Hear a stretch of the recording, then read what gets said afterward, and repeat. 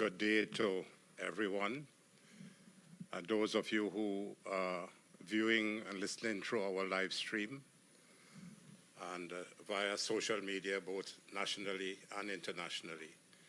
Welcome to the Opposition's Media Conference today, Friday.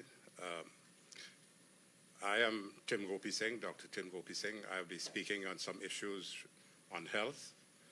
And with me is Honorable Mr. Barry Padarath, Member of Parliament for Princestown and Shadow Minister of Public Utilities. So I will start on some very disconcerting, very alarming issues on health which have come to my attention recently based on my questioning from the Central Statistical Office of where the Minister of Health has been repeatedly quoting about maternal mortality and neonatal mortality. I will come back to that pretty shortly, but in my quest to get that information, which was not forthcoming from the Central Statistical Office because I was told yesterday with correspondence that those statistics are not available from the Central Statistical Office.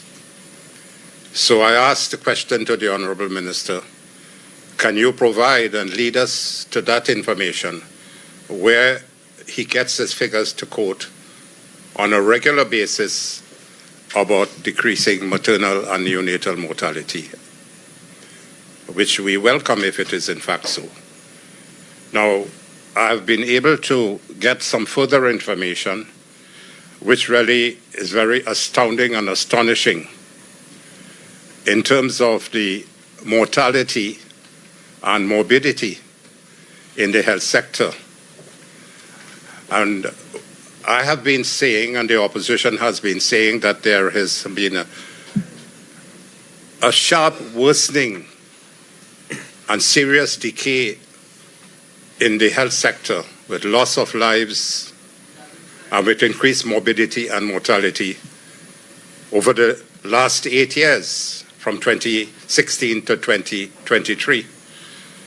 And I will provide some information for the national public, which the Honourable Minister of Health has failed to do or to provide over the last 8 years, and I wonder why he has not been able to provide this information. Has he been hiding something? Is it a deliberate, a purposeful act not to provide this statistical information to the national population? I will start with the disease burden of the deaths in the population. And Central Statistical Office was able to provide some information related to the deaths. In 2019, this is provisional, they said, the deaths were 11,266. In 2020, 12,986. Well, that's the time of the COVID. 2020, it started really. 2021, 13,389 deaths occurred. And in 2022, 18,356 deaths occurred. So from 2019 to 2022, there have been an increase of 7,000 deaths. And we know that COVID deaths are around 4,400 for the entire period of time. I believe it's around 4,600. So there are 2,400 more deaths occurring between 2019 and 2022. That's what Central Statistical Office has been able to provide. From 11,266 in 2019 to 18,356 in 2022. 7,000 more deaths. Has the Minister and the Ministry of Health and the government of Trinidad and Tobago, are they aware of this alarming situation of 18,000 deaths in 2022 from a baseline of 10,000, 11,000 deaths on an annual basis? What has been responsible for that? So when we are saying that the health area has been the worst that it has ever been in these last 8 years, these are some of the statistical information. And let me go into further detail. Selected causes of death by disease burden. Heart disease, in 2015, 2,519 citizens died from heart disease. That's around the same figures, 2,100, 2,200, 2,300. So 2,500 when that's 2015 figures. And in 2018, that is all the information that Central Statistical Office can provide up to 2018. They are not able to provide any other information between 2018 and 2023. So that's what Imbert had been criticizing us in 2015 when we were in government about the CSO and CSO. 8 years have passed now, and the National Statistical Institute, which they have been promising, has not been delivered. Shame on this government. Shame on the Ministry of Planning. Shame on the Prime Minister who leads the country. And the Minister of Finance who has been talking about a National Statistical Institute and CSO. CSO has said on these matters they have statistics only up to 2018. What an abominable shame. So no statistics from 2018 to 2023. But let me go into it. In heart disease, 2015, 2,519. In 2018, 2,668. An increase of 149 deaths from heart disease. Hypertension by itself, 155 deaths in 2015, 237 deaths in 2018. So an increase in hypertension deaths from 149 in these 3 years that they can give us. We don't know what has happened between 2018 and 2023. Hypertension increase of 82. Cerebrovascular disease, that's the brain and so on. In 2015, 976. In 2018, 1,026. An increase of 50 at least. Diabetes mellitus, deaths from diabetes. This information has never been provided, as far as I'm aware, by the Minister of Health ever. He has been sitting on his hands for 8 years and will not inform the population, but only want to attack me personally in Parliament and go on a personal joyride about this and that. We don't have time for that. I know who I am. He knows who he is. He is a failed pharmacist, a failed druggist on 2 occasions. I know who I am, so he can attack as much as he wants. But these are the facts and the reality.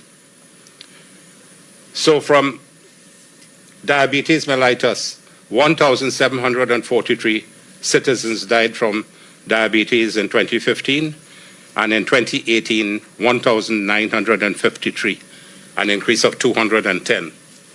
Malignant neoplasms, cancer deaths, from 1,661 in 2015 to 1,908 in 2018, 394 more deaths from cancer.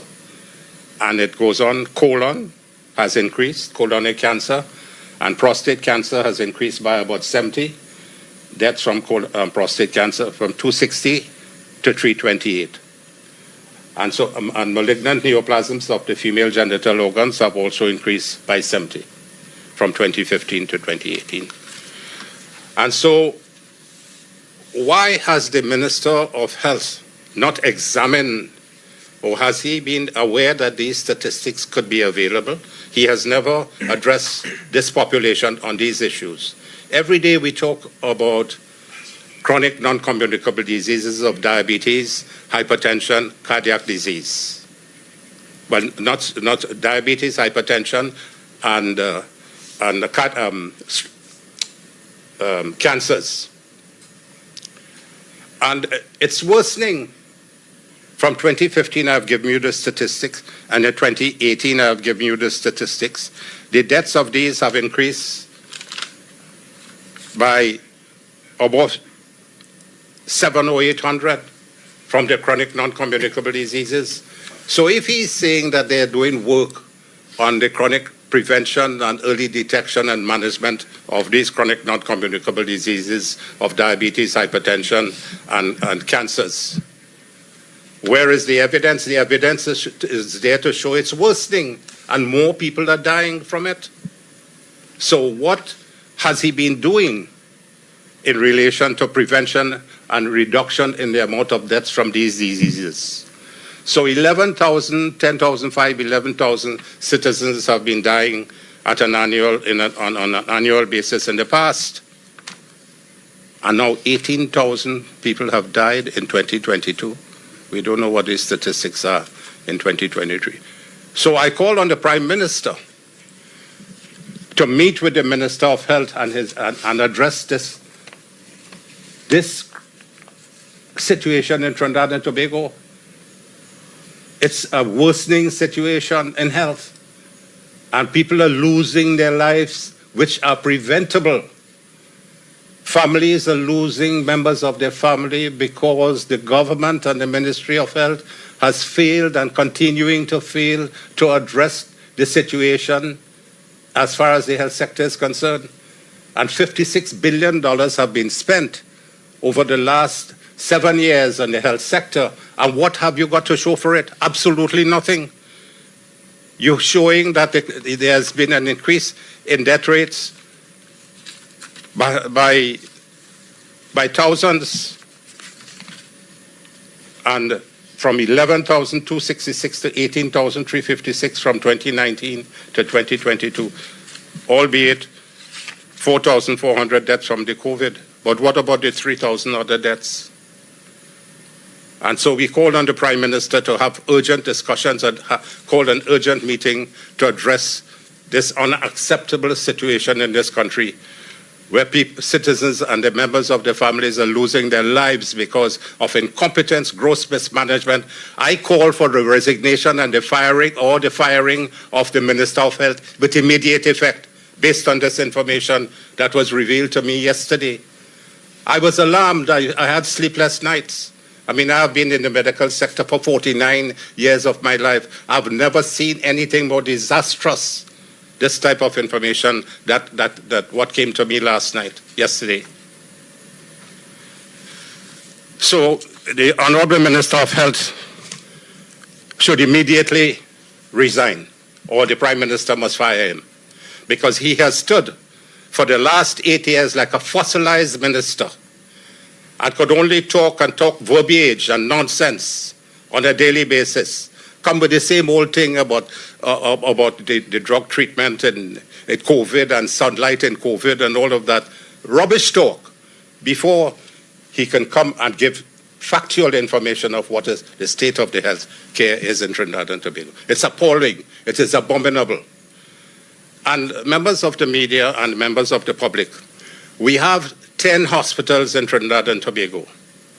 We have 9 district health facilities which are supposed to be open 24 hours around the clock to reduce the burden on the hospitals. And we have 105 health centers across the country. And when in the People's Partnership, Prime Minister Mrs. Kamala Persad-Bissessar said to the cabinet and to the country, we are going to improve the health centers, rebuild some of these health centers, make the health centers purposeful, and have these health centers open up to 9 p.m. and on weekends and public holidays to address the chronic non-communicable diseases of diabetes and hypertension and people who possibly have cancers, with prevention in the first place, early detection and then management. As soon as they came in 2015, they closed down some of these health centers.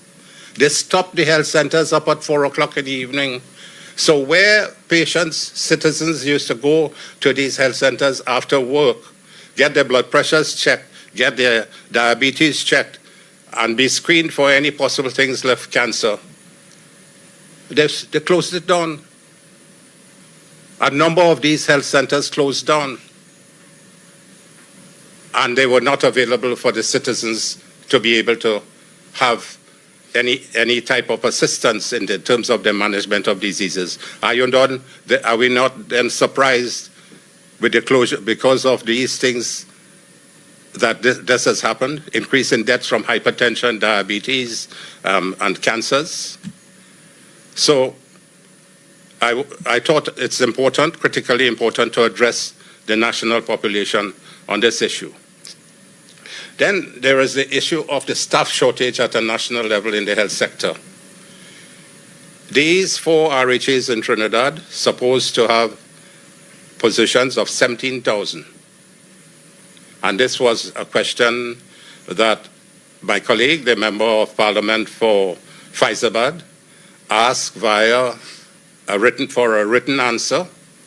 And this was provided in 2021-2022 based on the question that he asked in Parliament. There are 17,000 positions in the 4 RHAs in Trinidad. And there was a 37.6% vacancy in these positions.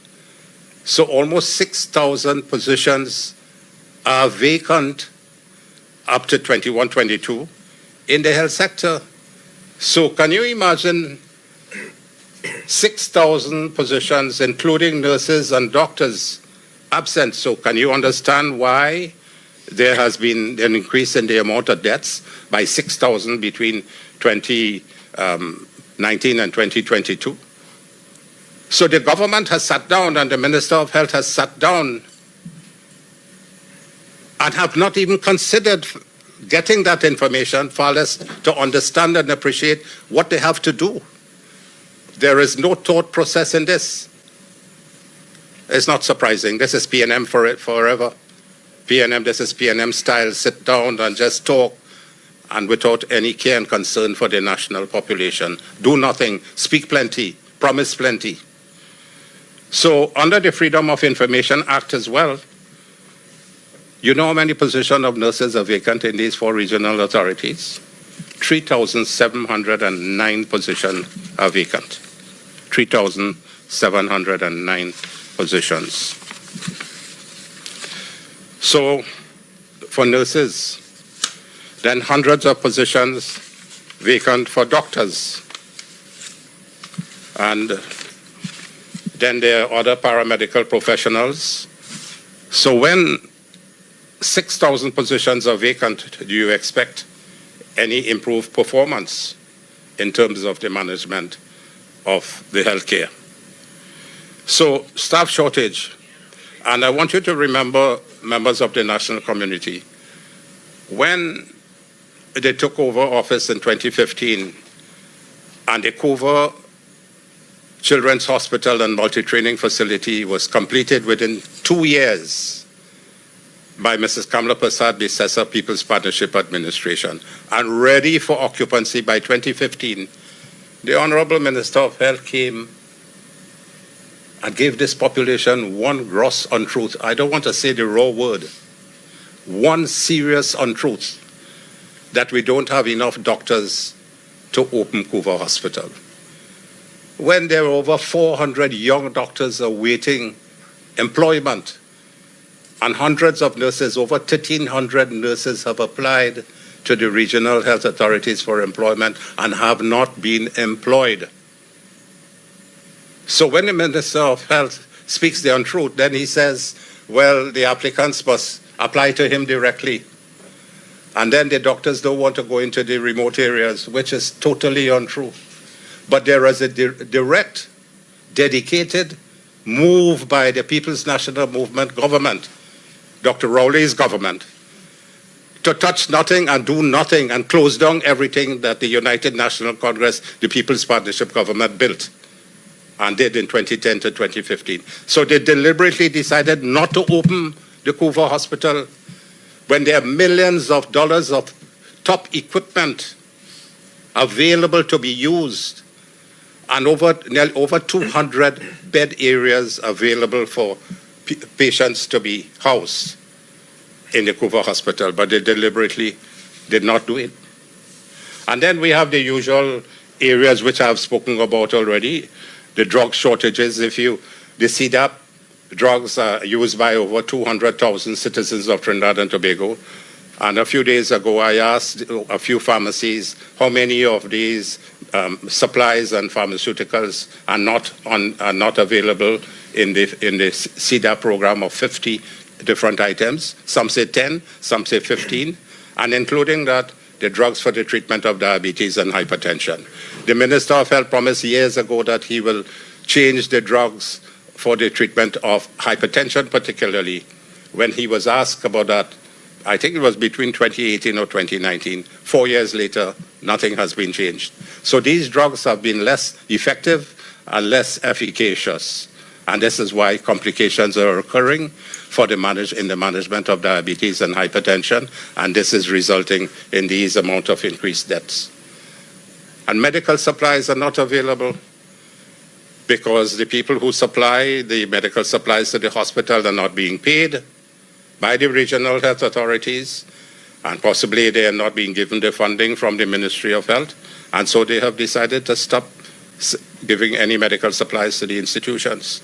Surgical supplies, things for surgery, orthopedic surgery, neurosurgery, I spoke about that in Parliament recently. They are not available. So thousands of operations are not being done because the surgical supplies that are required for the surgery to be performed are not available. So many times doctors go into the operating theater, nurses are waiting, they're scrubbed, and when they're looking for the certain type of equipment, they can't get it. They can't get the surgical supplies. Sometimes gauze are not available, sometimes lap sponges when you're in a patient abdomen and so on. So it's shameful, it's disgraceful. And Prime Minister Rowley, you cannot be presiding over this and feel comfortable about it. You must do some inquiries. You have agreed with the Honorable Prime Minister yesterday, with the Honorable Leader of the Opposition. This is what we are telling you today, and these are facts. This is what I am presenting to you, a factual, which I quoted. So please do something about it. Help to prevent the loss of lives. You and me could probably go abroad and get our medical attention because funding, God has been good to us, we work hard. But what about the ordinary poor person? And the lower socioeconomic group are getting worse. They can't afford anything. $3,000 a month take home. Then the middle class are wimpling down. Long ago, they might be able to afford a private surgery. But now a major private surgery costs at least about $60,000 for a major abdominal type of procedure, even more so for neurosurgical procedure. So where are they going to get their surgery done? But the hospitals, and the hospitals are unable to do the surgery. So you can imagine the suffering that is taking place there, Honorable Prime Minister, and you have a fossilized Minister of Health who doesn't understand anything about healthcare. And he sits there and talks a lot of nonsense on a daily basis and unable to do his work. Then basic thing are lab reagents, not available for a laboratory in a hospital. As somebody going with chest pain, they want to do cardiac enzymes, troponins. Troponins will tell you within an hour, it can give you the value to say whether a patient has had a heart attack if it is elevated. There's no reagent for doing troponin tests in the hospital. So the families have to take the blood and take it outside. The labs outside charge at least $2,000 for troponin tests. By that time, the patient is dead. That's just one example of unavailability of reagents. Then equipment. At one time, there was one CT machine operating in the country. And you have 10 hospitals, one CT machine. Who supervises this? Who deals with the biomedical engineering aspect of the management in hospitals? They will reach a stage where there's one CT scanner to do the entire country. That is pathetic. Then my colleague spoke in Parliament about a FECO emulsifier that might cost about $5,000 or $10,000. An apparatus that will help the ophthalmologic surgeons to remove the cataract lens from the eye very easily without causing any secondary damage to the eye. It's not available in San Fernando Hospital for the last 3 years, and hundreds of procedures of cataract have been postponed because of that. Then he has been promising the cath lab at San Fernando Hospital for the last 3 years, a cardiac catheterization lab, where in that operating room you can inject the dye and see what blood vessels are blocked in the heart and other blood vessels around in the body. Let's say somebody has decreased blood supply to the leg and they're facing imminent amputation, which are about 500 per year on an annual basis. 500 amputations are being done. That cath lab is not available, but more so the cardiac, so that nobody can get the angiographies and angioplasties. Angioplasties are putting surgical stents into the coronary vessels of the heart and cause an opening so the patients can live and the blood can flow to the heart without getting any damage. So he has been promising that for the last 3-4 years. And recently he's talking about, he spoke with this company from Austria. What that has to do, and the Austrian government said that they will give some help. 4 years. Meanwhile, hundreds of patients are dying from heart attacks. Then as we speak today, I want members of the public to picture what is happening in the emergency departments of the various hospitals. Eric Williams Medical Sciences Complex, General Hospital, Port of Spain, San Fernando General Hospital. I'm not bothering with Arima and Point Fortune Hospital and so on yet. But these 3 major hospitals, if you look now, you will see many, many patients on trolleys and on wheelchairs, sometimes for 2 days. Families call me and they call other colleagues to find out, Dr. Gopeesingh, try and help us, please. My family is in the emergency department and haven't been attended to for the last 2 days. They're waiting on a bed. No bed is available on the wards because the wards are overcrowded. And the patient's waiting for a little interventional thing to help them. And it's not available for them. Some of them die on the trolleys. They die on the wheelchair. They sit and collapse and fall on the floor, dying. And this is happening regularly in the various hospitals. So what has he done? What has the Minister of Health done? It's a naked shame. It's shameful, disgraceful type of management that is occurring where life is the most important critical aspect of anything. Your life. Your life is important. The lives of your families are important. And you don't mess and play around with that. But here it is, total incompetence and mismanagement. And I said recently, go to Port of Spain Hospital, emergency department, and visit the emergency department there. You will see at least about 50 trolleys, 30 to 40 to 50 trolleys cramped up in the emergency department with more elderly patients there calling for help, cramped up. Nurse, doctor, I want some water, please. And these patients die right there in the emergency department. Because Prime Minister Rowley, in his lack of thinking and vision, decided to close down Port of Spain Hospital Central Block without making arrangements for alternate relocation of the 500 patients who would have been in the Central Block. So they closed it down, and now they began to try to build wards in nurses' hostel in different places, and I think they have probably built about 4 or 5 wards. The ENT, the ear, nose, and throat and ophthalmology wards, which were about 4, had been converted into about 8. So you could imagine what is happening there. So thousands of patients in Port of Spain and Northwest Trinidad have been left to suffer and their families are suffering. And when you see the pain on some of these families' face, I mean, I've been in the medical sector. I mean, I worked about 33 years in the public sector in my life, and about 49 years as a doctor and so on. So they know me. I'm attending to third generation now. So they come, they call me, and they say, "Doctor, we need help. Please help us." Well, what can you do? You can't do anything. And then so that's the issues on the emergency departments. Long surgical waiting lists, waiting for 2 to 3 years to have sometimes basic operations. You can't have, well, more so they had surgery, the bypass surgery for cardiac involvement. You can't get the cataract surgery. You can't get orthopedic surgery, neurosurgery. And when you don't get neurosurgery, you're dead.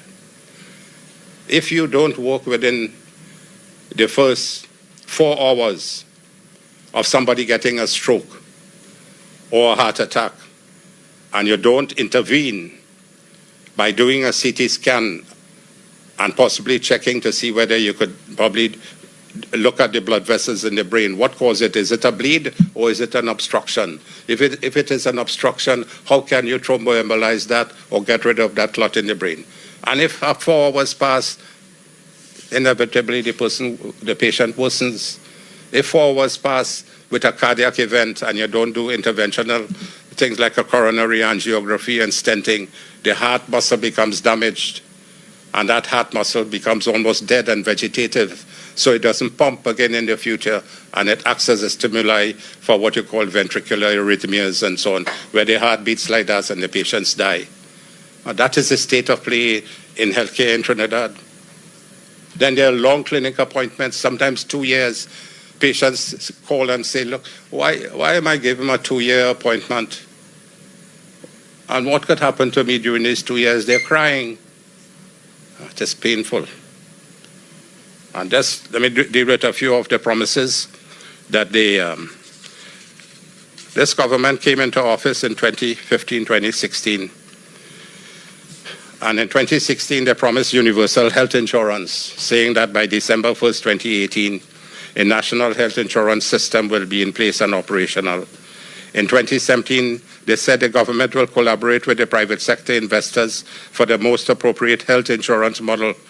2018 came and went with no national health insurance. Promises in the budget speech by Minister Imbert.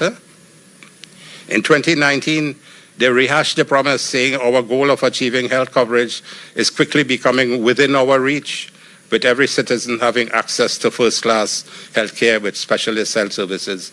What I have described is not first-class health care, it is Z-class, and even worse than that.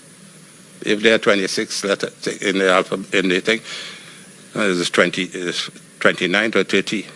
And so to date, from 2016, 2015, promises nothing on this national health insurance. So yet another PNM rehashed broken promise.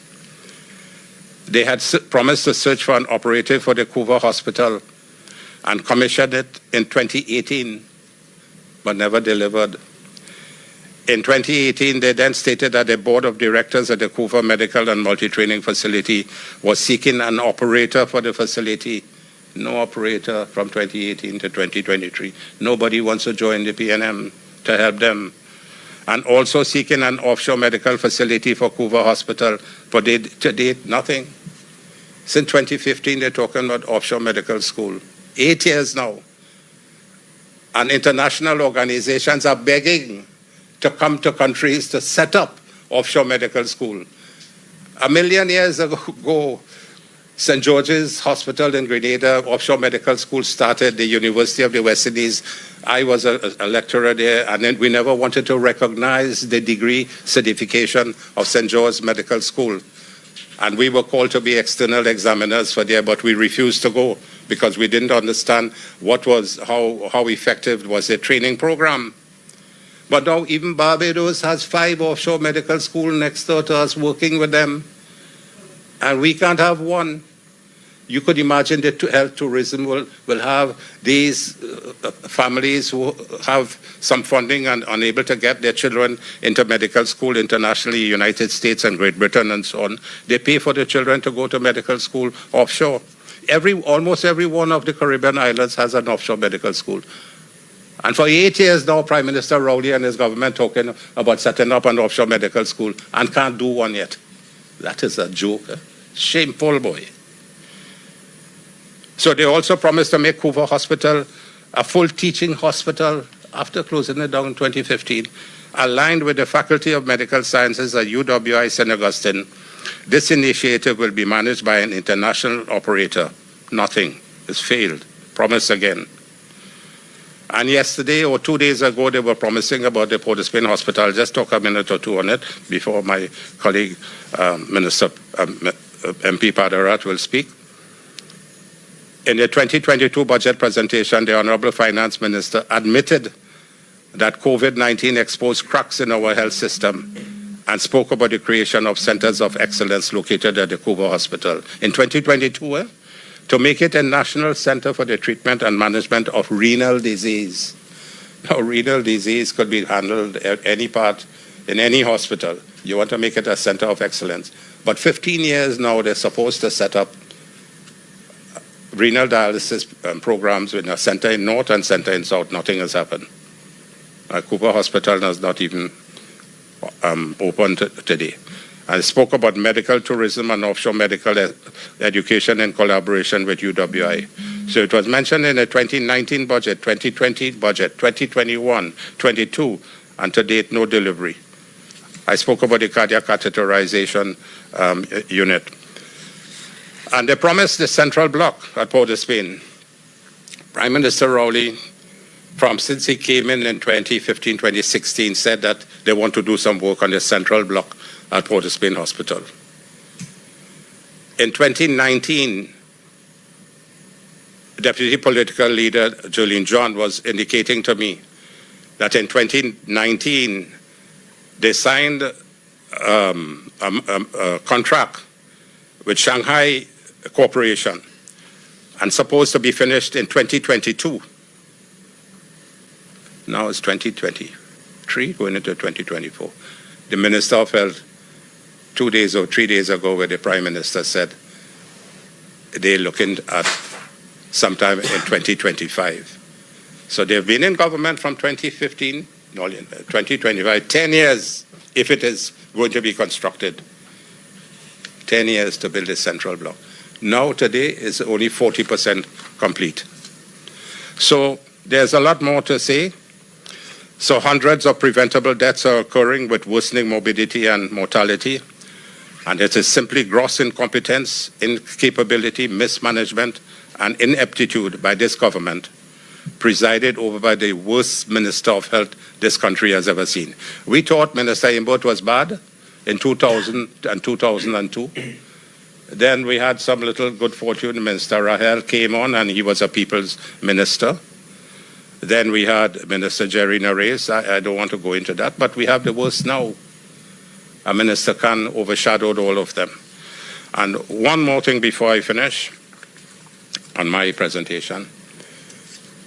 Mrs. Kamala Prasad, BSS's People's Partnership Government, had signed a healthcare framework agreement, a memorandum of understanding between the United Kingdom government and the Trinidad and Tobago government for a turnkey redevelopment of the Port of Spain General Hospital in Trinidad. And this is evidence of it. This is the document for the MOU. And it was signed between the government of the United Kingdom of Great Britain and Northern Ireland and the government of the Republic of Trinidad and Tobago for the healthcare sector of Trinidad and Tobago, signed at Port of Spain on 28th day of October in the year 2013.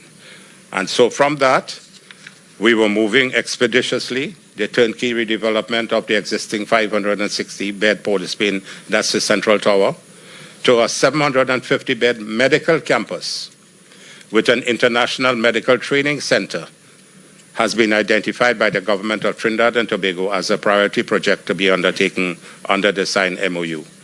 And the scope of the turnkey hospital project included provision of up to 85% project finance supported by the UK Export Finance, medical planning and specifications to UK health accreditation standards to allow for medical tourism, replanning of the existing hospital facilities, and the creation of an improved medical campus master plan with expanded facilities, decanting, demolition, new construction, refurbishment and restoration of the 2 historic buildings, equipping and commission, and local employment with healthcare technology, knowledge and skills transfer.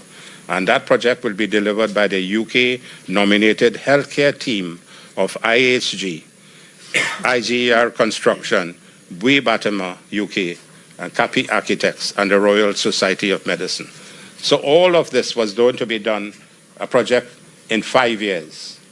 But important demolition of existing buildings and the construction of new building on a building by building basis.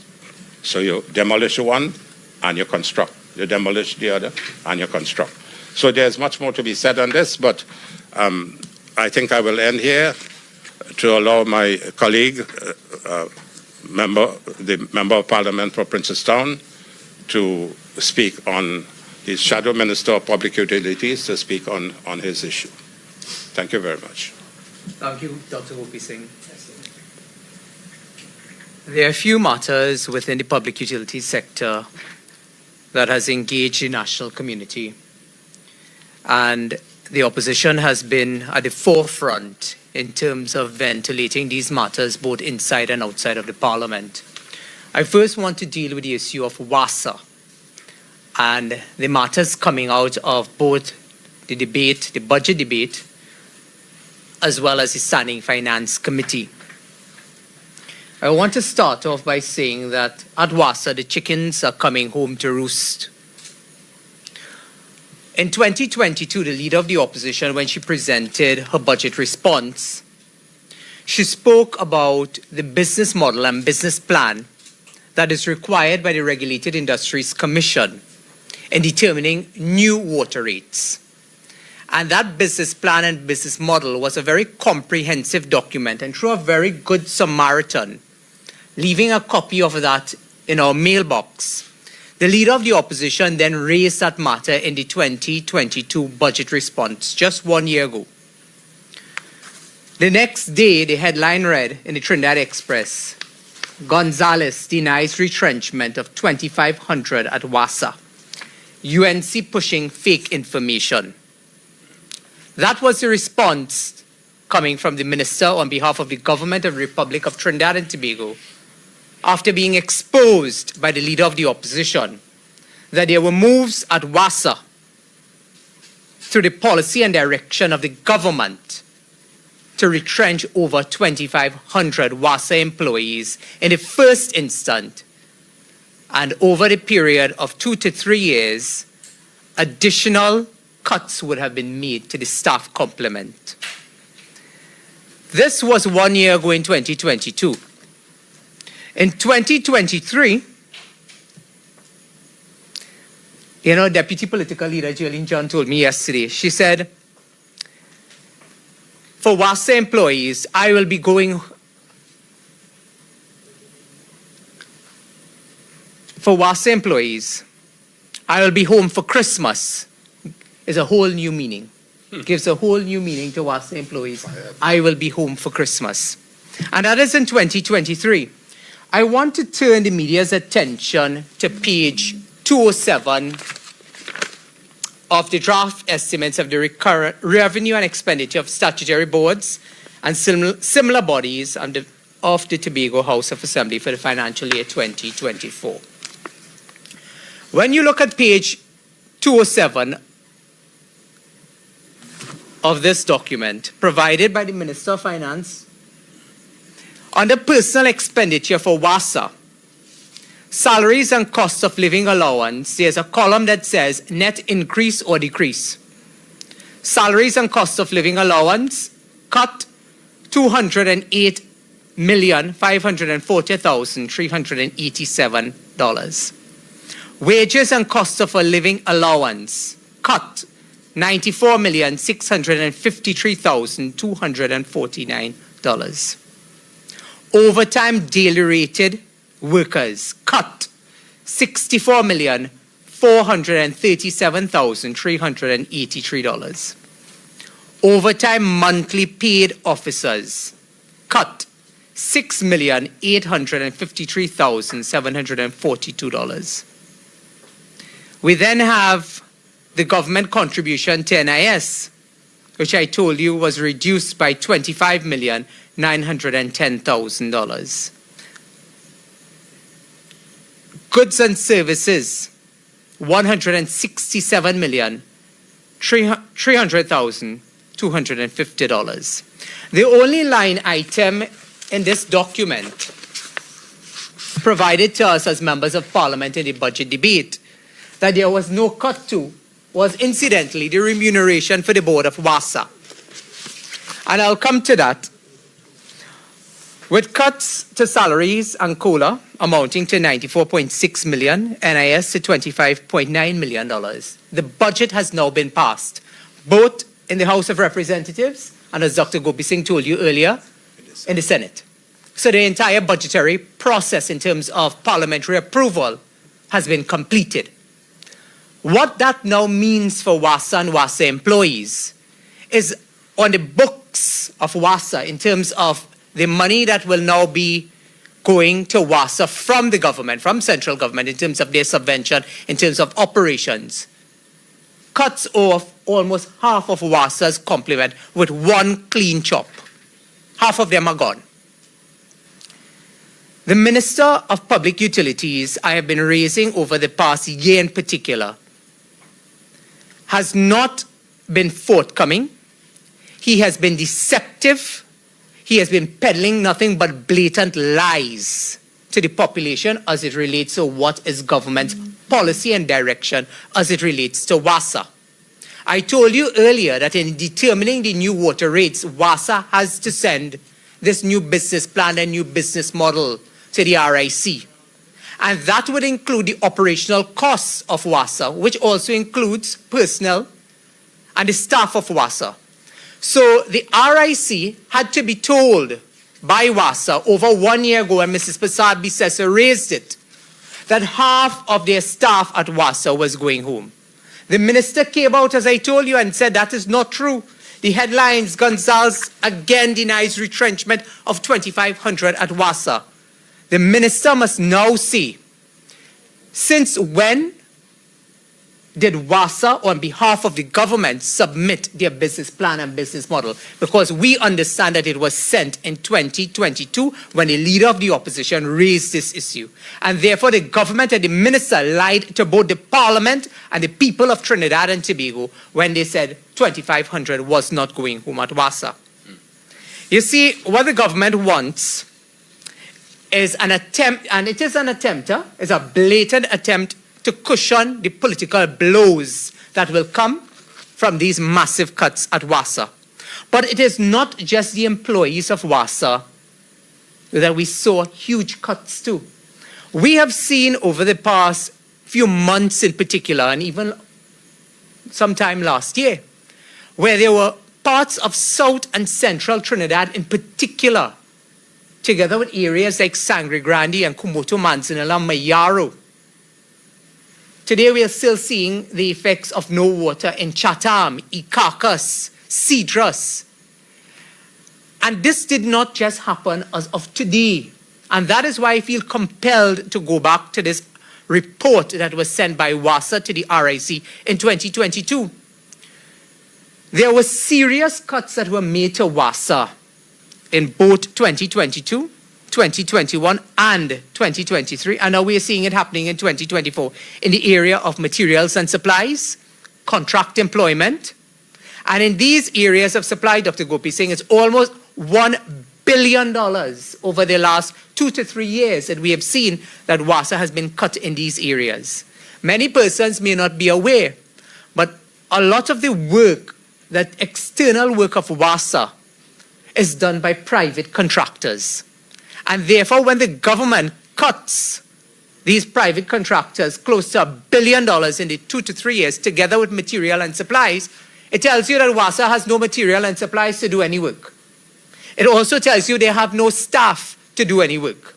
And therefore, when we ask ourselves why many parts of the country are without pipe-borne water for weeks, and in some instances for months, it is contained in these books. They're massive cuts.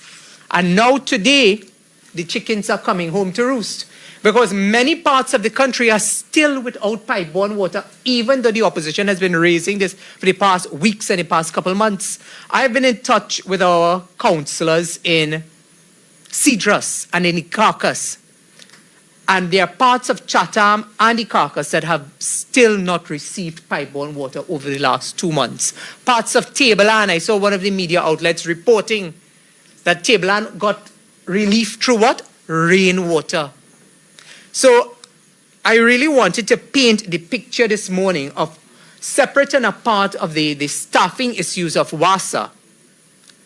And so many employees, 2,500 of them going home. We also have critical areas of materials and supplies. The minister came 1 year ago and told us about these 10 water modulated treatment plants. Would you believe that the minister did not even mention one of these water modulated treatment plants, which the minister told the country in March of 2022 would have been the panacea to the entire issue? But there's almost a deafening silence coming from the government on this entire WASA issue. Right. And they understand the political repercussions that they will face for the mishandling and the mismanagement of WASA. Because it was the same People's Partnership government that had the same staff complement, that had the same WASA, that was able to deliver 76% 24/7 supply of water across the board. At a joint select committee of the Parliament, Dr. Gopeesingh, just this year, the customer service manager of WASA told the Parliament, I sat on that joint select committee, and when Senator Arnold Roberts and I asked, well, what is the complement now? And they told us it was 13% 24/7 supply for the entire country. From 72. We were in shock. From 72% to 13% with the same WASA and the same employees. But I explained to you why they have reached the position that they are in today. The opposition has consistently said that the government is interested in privatizing these public utilities companies, and therefore they are using the same playbook that they did with Petrotrin, which was 1, demonize the workers, 2, cut their subventions, and 3, ensure that you run the companies into the ground, that you have no choice but to close them down and then open another entity. You're able to then put persons hand-selected in terms of running that. And I want to get to the selection of persons inside of WASA. The minister told the Parliament that they were now putting new managers inside of WASA to determine the restructuring process. When this minister, Marvin Gonzalez, came into office in 2020, the minister hired 15 new consultants at WASA at a monthly rate of $40,000. I am told those 15 consultants are still there. And the minister pulls the strings of those 15 consultants, one of which is a former failed PNM candidate in the 2020 general election who they had to move out from UDCOT, of all places, and is now inside of WASA. So the minister takes on this very public persona of a hands-off approach with WASA. But the minister is playing smart with foolishness, because the minister is very well aware that he's pulling the strings of these consultants who are running the affairs of WASA. And therefore, when the minister attempts to separate himself and the government from WASA, I remind the minister, for the past 8 years, you have appointed the commissioners of both TNTEC and WASA. These commissioners cannot make policy decisions without the direction of the cabinet and the line minister. And therefore, they are really the puppets doing the bidding of the minister. Today, I call on the Minister of Public Utilities to put in the Parliament the plan that was submitted, the business plan and model that was submitted to the RIC on behalf of WASA. And then we will truly see how many employees outside of the 2,500 that has been identified on the books of the revenue, draft estimates of the revenue and expenditure of the statutory boards. Then we will see how much more is to come. And that is why I told you, the deputy political leader, Jillian John, she told me, she said, I'll be home for Christmas takes on a whole different meaning for WASA employees. But the government has the temerity, and Dr. Gopeesingh used the word shameless, but their bungling incompetence coupled with their deafening silence continues to leave the entire WASA fiasco that has now been exposed up in the air. And therefore, that is why we are calling on them to put in the parliament, late in the parliament, the report in the interest of transparency.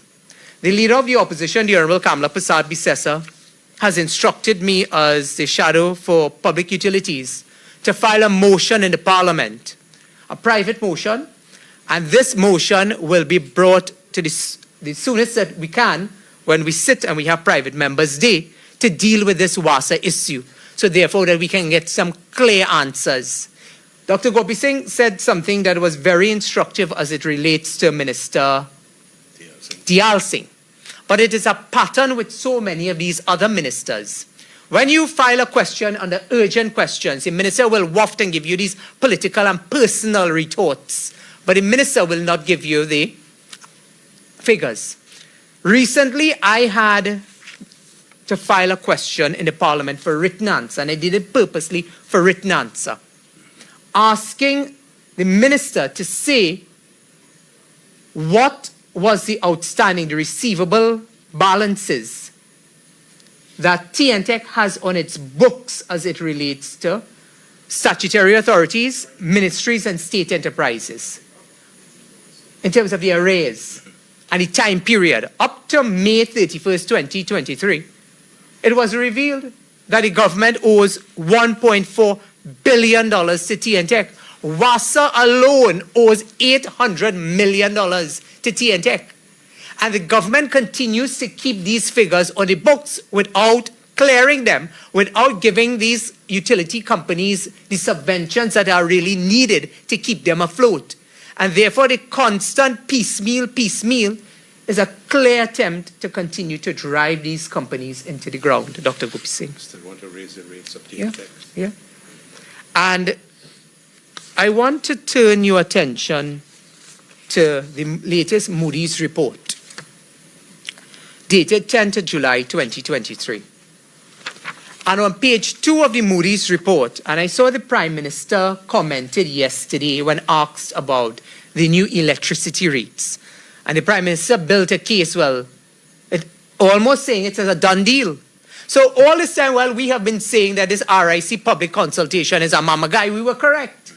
Because the process has not been completed. TNTech has come out and said that they will now engage with RIC, because TNTech is a body that will now be responsible for putting the RIC recommendations into effect.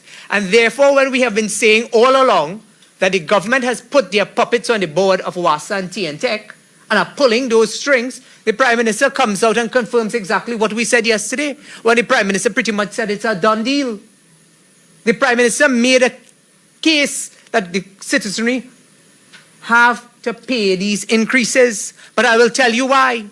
You see, it was in July of 2023, this year, that when Moody's gave its rating, contained in the report, there's a line that says, a new electricity tariff regime with more cost-effective rates is scheduled to be published this fiscal year, followed by revised water tariffs in fiscal 2024. Yeah.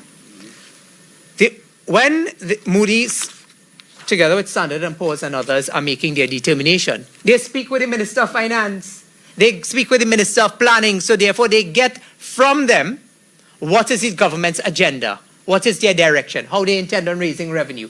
And it is only when those things are said to Moody's, Standard & Poor's, then they come up with their rating. So the Minister of Finance very well knew that electricity rates was going up this year. And I am reliably advised that the Minister of Finance has told Moody's, Standard & Poor's, and the other credit rating agencies that water rates will go up in June of 2024. And the RIC is far advanced in completing the recommendations for the water rates. So they have completed electricity in 2023, and they are far advanced in completing the water rates, which will be passed on to WASA and the government in 2024. And therefore, when we have seen these cuts in the budget to the staff complement, what it means is there's no money on the books of WASA to pay over 2,500 employees. And therefore, I'm further advised that right now, the board of WASA has instructed the management to start preparing termination letters. And therefore, as I repeat what Deputy Political Leader Jolene John told me, I will be home for Christmas takes on a whole new meaning for WASA employees. The devil is in the details. It was almost a chameleon-like attempt that the Minister of Public Utilities came to the Parliament with, knowing very well that the figures that were submitted to the Parliament had these cuts, and spoke for 55 minutes to the national community and never once said this was the direction that the government was going in. But it was because of the Standing Finance Committee that we were able to put the minister in his spot and expose the lies, the blatant deception, when he came out 1 year ago and he said that Mrs. Prasad Decessor was wrong. The other issue that I want to deal with is the issue that the Prime Minister raised yesterday as it relates to the subsidy. Many persons, again, in the national community may not be aware, but NGC sells natural gas to TNTEC for the production of electricity. Now, how does NGC determine what price they will charge TNTEC?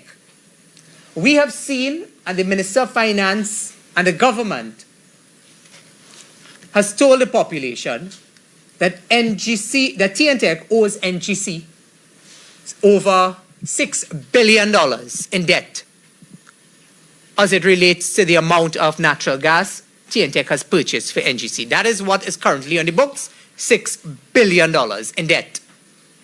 The Prime Minister said yesterday that he was going to advise the Minister of Public Utilities as well as the board of TNTEC to put on the electricity bills, which will now be monthly bills based on the new arrangements, the cost that the government subsidizes the natural gas that TNTEC utilizes in terms of the purchase agreement between NGC and TNTEC, to put that price, the subsidy price, on the bills for consumers. The first issue I want to deal with there is that we have been asking for quite a while whether or not government's intention was to remove the subsidy. Because the Cabinet Subcommittee on Energy is the one who determines the price that NGC charges TNTEC for the purchase of natural gas for the production of electricity. Today I want to ask the Prime Minister, are you threatening the people of Trinidad and Tobago to remove the subsidy? Because the Prime Minister has to understand that the subsidy does not come out from money from his back pocket. The subsidy is the patrimony of the people of Trinidad and Tobago. And therefore they have removed the subsidy on several occasions as it relates to fuel. I'm asking the Prime Minister to be truthful and honest with the population and say whether or not Cabinet is currently considering removing the subsidy that NGC subsidizes the cost of natural gas to TNTEC in terms of the purchase agreement. The other issue that came up, and I think it was Dr. Megu that sent it to me, is the power purchase agreements. Not one word about these power purchase agreements between the private plants and the government. We have a situation where there's excess power on the grid, right? RIC has now come and said to the population, you need to pay additional rates. more money coming out from taxpayers' pockets against the backdrop of high crime, high food prices, very little employment because there's high unemployment across the board. Dr. Gopeesingh just told you how many doctors and nurses that are needed in the public sector in terms of the health sector. But the government is not addressing how do you deal with the challenges of the excess power on the grid. Because in the power purchase agreement, they are not paying for how much they are utilizing from these private power producers. What is happening is that the government has a take-all approach. It's not a take-or-pay. It is take-all. And therefore, that burden is now being passed on to the consumer. So therefore, when we say that they're playing smart with foolishness, so we have exposed how they have done it through WASA. And now we're exposing how they're doing it through T&Tech. Through the subsidy, through the power purchase agreements, and then passing on these additional costs to the consumer. One of the burning issues, and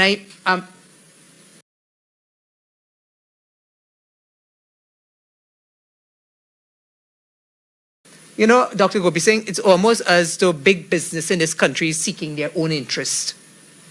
Because the chambers of commerce are deafeningly silent on the government's announcement through the RIC, because let us not get it incorrect.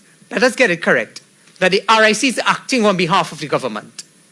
But the chambers of commerce in this country is very quiet and silent on the issue of the RIC's announcement that they are not imposing hikes as it relates to industrial and commercial rates. And therefore, big business in this country, in a selfish, self-serving attempt to pass on the burden to the small man, has put their fingers on the lips and has taken a vow of silence. All because it is in their interest. And therefore, we ask the government whether or not you are in agreement with the RIC's approach. Because I've said to you that the government and the RIC's approach is one and the same, because the government appoints the commissioners on the RIC. And therefore, while the government gives us the impression that they are separate and apart from the RIC, they are one and the same. And is it that the government is in support of what the RIC has done by saying that they will not increase commercial and industrial rates? And this really reeks of government's attempt to protect a big business in this country.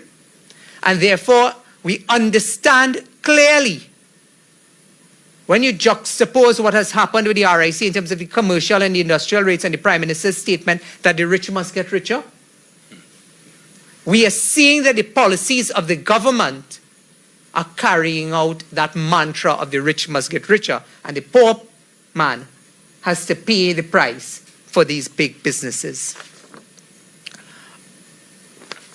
There's one other matter that I want to deal with briefly. And I notice the Prime Minister has been speaking a lot about respect. And the Prime Minister says today in today's Guardian, everybody feel they're bad. Everybody feel they're bad. Imagine Keith Rowley is telling the country, everybody feel they're bad. That's a bad joke. It's almost as though every time the Prime Minister speaks, he's becoming more and more comical. But when the Prime Minister takes on this Bajon persona and speaks about dog and cat, and the Prime Minister wants to cuss up this one and that one, and tell off this one and tell off that one, you have to ask yourself, Prime Minister, where did they get it from? That is the type of leadership that you have provided to the country. And therefore, when you are seeing high levels of crime, and you are seeing a country that is angry and collapsing upon itself, it comes from the example of the leadership that you have provided. And therefore today when you say everybody feel they're bad, you are chief among them. But there are those of us who will stand up to you and call a spade and expose you for who and what you are. The government and the PNM has always predicated their style of governance with the hope and the machinations that the rest of the country, the trade unions, civil society, business groups, and sometimes even the opposition, that we will remain quiet and we will not ventilate the issues that most impact on people's pockets and on people's homes. And therefore today, Dr. Gopeesingh and I have dealt with the issues that affect people's pockets and people's homes in terms of the health sector, in terms of the public utilities sector. And in wrapping, I really want to repeat my call for the Minister of Public Utilities as it relates to WASA to put in the Parliament the business model and the business plan that they have submitted to WASA, which indicates that over 2,500 employees are going in one chop, as well as more is to come. I want the Minister also to break his deafening silence and say whether or not these termination letters are already being prepared as we are advised. And with respect to TNTech, government must say, in light of their assurances to Moody's, Standard & Poor's and the other credit rating agencies, whether or not their next attempt and the bargain talk coming from the Prime Minister as it relates to putting the subsidy on your electricity bills. I want to ask the Prime Minister, are you prepared to put the $1.4 billion that the government owes to TNTech on electricity bills of the people of Trinidad and Tobago? Anytime you are putting the subsidy on utility bills, you must put how much the government of Trinidad and Tobago owes both TNTech and WASA. And we are calling for that. We are calling for that. And we are also calling for the government to tell us whether or not they intend or there are plans afoot to remove the subsidy. I know Dr. Gopeesingh raised with you earlier the issue of the Central Block. I have with me the Memorandum of Understanding, which we will also share with members of the media, that was signed on the 28th day of October in the year 2013 by then High Commissioner Arthur Snell from the British High Commission to Trinidad and Tobago, and then Minister Winston Dukaran on behalf of the People's Partnership Government. And for the past 2 to 3 years, as a political bogey, as a dog whistle, the government has been parroting that the People's Partnership did nothing for the hospital in Port of Spain. And I will be very frank and very bold, because it was almost as a dog whistle to indicate that we had something against Port of Spain people, and we had something against people living in these parts of Trinidad. In a feeble and weak attempt by both the Minister of Health and the Prime Minister, who has often parroted this issue about the Central Block, and that the government, the then government, the partnership government under Mrs. Prasad Bisesa did nothing. The real truth in all of this, Dr. Gopeesingh, is the one who did nothing for the past 8 years is the People's National Movement and Prime Minister Keith Rowley and that is Health Minister Terence TLC. That's the real truth. Because when they came into government, the Memorandum of Understanding was already signed, the financing was already located, and the government of the United Kingdom of Great Britain and Northern Ireland and the government of the Republic of Trinidad and Tobago for the healthcare sector of Trinidad and Tobago, this was far gone. And therefore construction was expected to start in 2015. In the last quarter of 2015, they went into the Ministry of Health knowing very well that that Memorandum of Understanding was signed. But what was their priorities 8 years later was not building the Central Block, and not fixing the Port of Spain Hospital. It was building a car park for $148 million next to the falling down hospital in San Fernando. Not the teaching hospital we opened, but the hospital that was opened many, many decades ago, as well as opening the head office for the Ministry of Health in downtown, around the Queen's Park Savannah.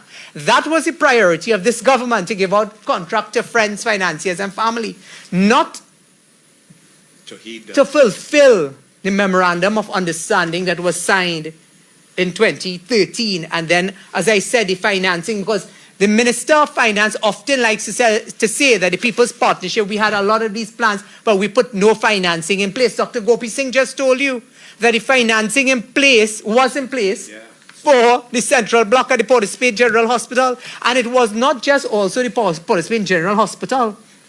This was supposed to be a teaching university campus that we were supposed to partner with the UWI and other universities. International universities. And therefore, as we tell you that the devil is in the details and the black and white, we will share this document. It's a URICOT document signed on behalf of the then government, was Minister Winston Dukaran. So 8 years later, when Dr. Gopeesingh tells you that Diyal Singh has sat on his hands and done nothing while people have died in this country, their own constituents, Port of Spain North, Port of Spain South, Laventille East, Laventille West, Sawa Barataria, Diego Martin East, Diego Martin West, large sorts of their own supporters are serviced by the Port of Spain General Hospital. And for 8 years, they sat on their hands and did nothing. All they did was they blamed the partnership for not addressing the central block at the Port of Spain General. Today, we put that lie to rest because it's a complete, blatant, fabricated lie to say that the People's Partnership and Mrs. Prasad Bissessa did nothing for the Port of Spain General Hospital. We had a complete plan. The memorandum was signed. The financing was secured. It was this government that sat for 8 years and did absolutely nothing. So those were some of the issues that we wanted to raise this morning with you. We'll now engage with questions if there are any. All right, good day, everyone. Rashad Khan, Newsday. Mr. Gopeesingh, I will start with you, right? So those statistics and figures that you gave out for the increasing deaths, they were from 2018 to 2022. And how far back did you pull the statistics from? That's what the CSO gave me yesterday, I think, they complete. I haven't been able to get any between 2015 and 2018 or even before 2015. But the average annual deaths over the years, I mean, many years I've been following this, have been around 10,000 to 11,000 deaths per annum. But basically, the areas that I mentioned have been these chronic non-communicable diseases have been responsible for close to about 8,000 of these deaths. So hypertension, heart disease, cerebrovascular disease, diabetes, mellitus, and cancers. They total in this year 8,363.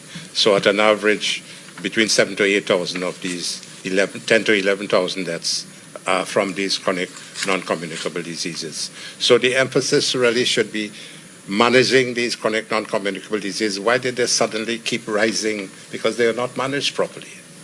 And that is an indictment on the government at this time, not being able to deal with it in an 8-year period. Yeah.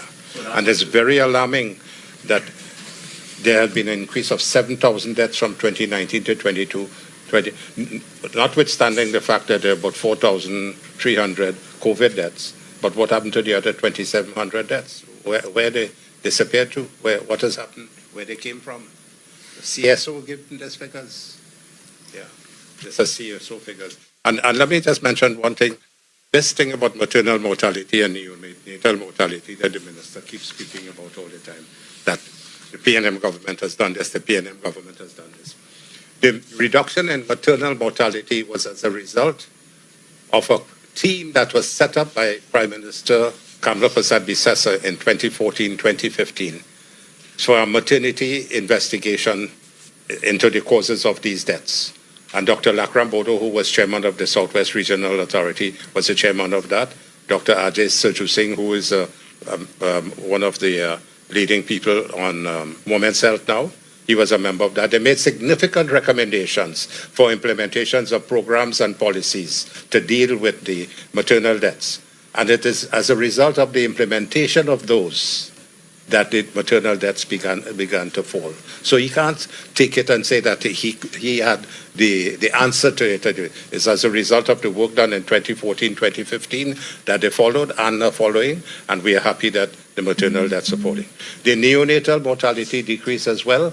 When we came into office in 2010, it was 15.4 neonatal deaths, that is deaths of babies within the first 28 days of life per 1,000 live births. So that was 15.4. When we debated office, it was 12.4. So the reduction had already started because we increased the neonatal beds in the various units. We increased the amount of neonatal consultants in the various units, and then we provided intensive care for these babies, which would have continued to help to reduce. So he can't continue to fool the population. These are the facts. But when I asked CSO for the statistics, CSO said they don't have any statistics on neonatal mortality and morbidity. So I searched and I saw something on PAHO document, but I don't know how PAHO has got that information when CSO doesn't have that information. So, but these are authentic CSO documentation and facts, an increase in the amount of deaths in almost all areas of the chronic non-communicable diseases. So when he gets up and speaks, we are working on the chronic non-communicable diseases, and this program is showing that they're failing because there's increasing deaths all the time, thousands more. Okay, so now, I mean, yes, in those figures, and now I'm just taking a look at this a bit closer. Those figures, you took into consideration the amount of deaths that we would have seen from COVID-19, and you found that over 2,000 deaths. Still, that is still unaccounted for. 2,000 to 3,000. We would have had, I can't remember the figure off the top of my head, but tens of thousands and hundreds of thousands of people infected with COVID-19 during the pandemic, and there has been instances internationally as well where they would have seen that a COVID-19 infection exacerbated chronic conditions like the hypertension, like the diabetes and stuff that you speak of. Yeah. So do you think that is what is putting into place, or do you see it as not neglecting the fact that they need to be managed? No, they weren't managed at all. They spoke about a parallel healthcare system where they said that they were managing on a parallel basis the COVID situation on one hand and the other areas for surgery and disease maintenance. But obviously this shows clearly that the disease maintenance aspect and prevention of problems did not take place. So it was a failed parallel system, which I keep speaking about, parallel. And that did not really occur. Thousands were waiting for surgery. Some died waiting for surgery. And the patients were unable to attend clinics for diabetes and hypertension. That's why it worsened as well. And they were unable to get the medication to help them through. So then what you're saying that it's a combination of both the pandemic and lack of proper management?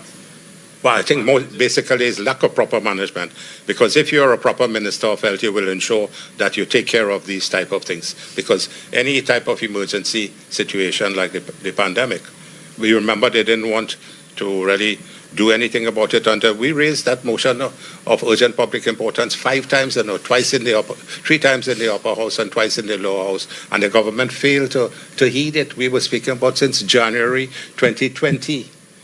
And they only started to do something in June. And remember, they were not interested in getting the vaccines. For a long time, they had people coming for vaccines, and it was not available. 25,000 people moved from Trinidad to Tobago on the invitation of the Prime Minister. And here it is, when we called for the Commission of Inquiry, Prime Minister Rowley decided that he will, after the opposition leader and a number of us began clamoring the government for a commission of inquiry into the causative factors for the COVID mismanagement. Then he brought on this team, and they said to do it in 3 weeks. They said they couldn't do it in 3 weeks, they will do it in 3 months. Even that was insufficient. And here it is, they produced 19 recommendations in a 120-page document. And not one of these recommendations has been implemented as yet. So what's the use of it? They didn't take. These were professionals, about 4 or 5 top professionals in the field, made significant recommendations, including the chronic non-communicable diseases management, and they have done nothing. And so we still, these, and you know, the Minister of Health during the budget debate and in the Senate saying that Gopeesingh owes his life to these 4 people who got their awards and so on. Gopeesingh is a doctor for 40-something years. I have international connections with colleagues from abroad, around the world. I suspected I might have had COVID. We have to go inside, so I had to wait for the test. I was managing myself. I knew exactly what had to be done with dexamethasone and antibiotics and vitamins, so on. And so when I reached in the hospital, I mean, I got support in the hospital, but I was not critically ill. So Parasram he helped me to get the ambulance. That was thing. But I'm a doctor. I manage myself. When a nurse came to give me something, an IV infusion, I said, "Nurse, I'm a doctor for 40-something years. You don't bring something mixed and try to give me an injection in my vein. I have to see it mixed. So if you want, I'll see you bring the medication, mix it in front of me, and I will help you with it. And then but I didn't need it. I didn't need it. So when he says Parasram and these other guys, I taught all of them. They didn't work more than 1 year in a hospital system, so they don't have a clue about healthcare management. So when we were saying that all the patients were dying in the ICU, this report showed that 99% of the patients died in the ICU because of inadequate management. You had 1 nurse to 6 ICU patients, 1 junior doctor to about 3 ICU patients, whereas around the world, you had a mortality rate of about 30 to 35% in ICU patients. So this is where, when we get into government, we're going to have a real commission of inquiry, and these 4 people who were there will have to answer, plus the Minister of Health will have to answer. The nurses were burnt out, they were tired, they fired 6 of the best frontline doctors from the ICU, they moved them aside, and as soon as they moved out, there was a cascading issue of more deaths occurring. And then all the consequential issues, people couldn't bury their families properly, their rights were taken away from them, people didn't know that their families had died up till 3 weeks later, they couldn't converse with them. This thing was devastating to humankind in Trinidad. It's only in Trinidad this thing happened to that extent, you know. It was pathetic, it was woeful. People are still crying, having lost 2 to 3 members of their family, and they weren't even aware that these patients were dying. They couldn't speak to them, not even a telephone to show them, and they can talk to their family on viewing with it.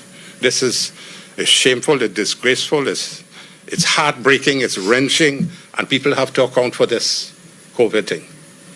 Okay. Thank you, Richard. Yeah, no problem. Mr. Padarath, how confident are you that those WASA workers will go home before Christmas? Because I know you're saying that it's before Christmas. Well, as I said, I'm reliably advised that termination letters are being prepared. The proof is in the pudding. When you look at the figures, the budget comes into effect automatically. So therefore, there's no money or the books to pay these additional workers. If there are cuts, because the minister was careful to point out to me in the Standing Finance Committee that it was not only NIS, but it was also in salaries and COLA, etc. Therefore, the ball really is in the court of the minister to say that if they intend on keeping any of these employees on the books, where the money is coming from. So that's really not for me to answer. It's really for the Minister of Public Utilities. As I said, he has taken a vow of silence. It appears as though he believes that he's not even the Minister of Public Utilities. But the onus is on us to call him out and to get some answers. The continued deafening silence on this matter will not be accepted by the opposition. When the Parliament resumes, we will be filing urgent and questions on notice that deal with these specific matters as it relates to the employees going home at WASA. But I'm pretty confident, based on what I'm seeing here on the documents and from sources within WASA, that plans are quite advanced and several hundreds, if not thousands, of employees will be going home for Christmas. As I said, Deputy Leader John told me, I'll be home for Christmas will take on a whole new meaning for many of them. My last question to you is there any sort of discohesion within the party? And I'm speaking in context with over the last few days, we would have seen the difference in opinions between the political leader as well as the SDMS, and now we have one of the MPs who is affiliated with the SDMS seemingly on social media siding with that organization as opposed to the political leader's statement. I mean, any comments? Mrs. Prasad-Bissessar has made a very comprehensive statement on this, and the party is united and we stand behind her. Maybe that MP might be conflicted, but the rest of us, we are certainly not. Yeah, We stand in full support of Mrs. Prasad-Bissessar's and her statement with respect to that. Her statement was solid and full, without question at all. We were in full support of her statement. And the Prime Minister came out and supported, which is rare. It's probably the eighth wonder of the world. Is that why you all are now putting some calls to him now? No, he is the head of the country, and he has the ministers under. He's supposed to be managing his ministers, and if the ministers are not functioning properly, he has to be called upon to take his responsibility with regards to that. Yeah. Well, thank you very Thank you all. much for your kind attention, and to members of the media for joining us. So we wish to thank our viewing and listening public for yet another successful opposition news conference in dealing and treating with the critical matters that are affecting our nation at this point in time. We look forward to you joining us on the next occasion, which we will provide that information. I know many of you have been asking when we'll be returning to the Monday night forums, etc. That information will be shared within the next coming days by our public relations officer. So we thank you, and may God continue to bless our nation. Thank you.